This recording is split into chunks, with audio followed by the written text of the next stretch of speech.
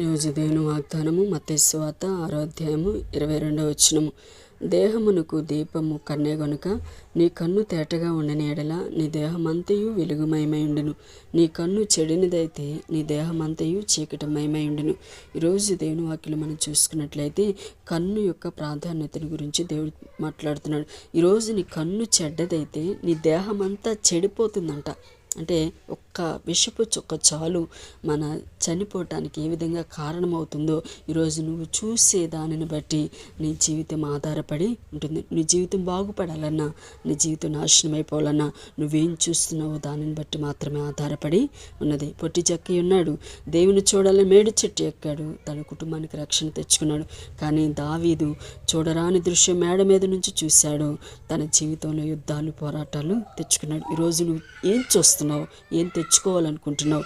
కాబట్టి ఈ రోజైనా నీ కన్నులతో ఒక నిబంధన